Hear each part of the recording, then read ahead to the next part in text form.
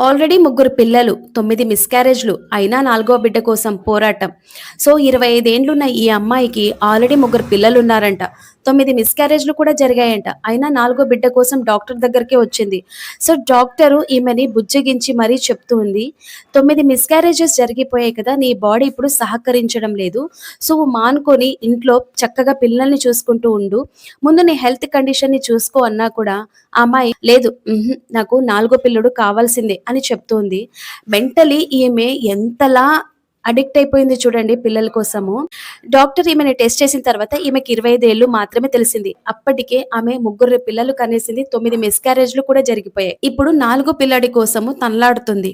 Doctor మీ husband ఏం చేస్తూ ఉంటాడు? నువ్వు ఇంతమంది పిల్లల్ని కనాలనుకుంటున్నావు కదా! అని చెప్పినప్పుడు, మా హస్బెండ్ ఒక రిక్షా నడుపుతూ ఉంటాడు అని చెప్తుంది. అయినా మీ ఫ్యామిలీ ఇంత స్ట్రగుల్‌గా ఉంది కదా! రిక్షా నడుపుతాడంటే చాలా కష్టంతో కూడుకున్న పని కదా!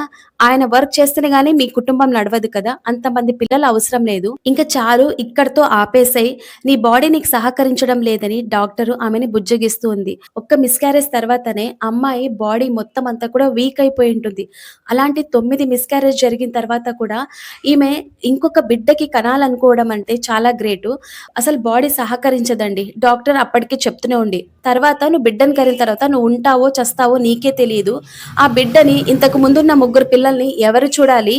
మీ భర్త అయితే చక్కగా రెండో పెళ్లి చేసుకుంటాడు. తర్వాత నీ పరిస్థితి ఏమో ఆలోచిస్తావా అన్నా కూడా ఆమె పలకడం లేదండి.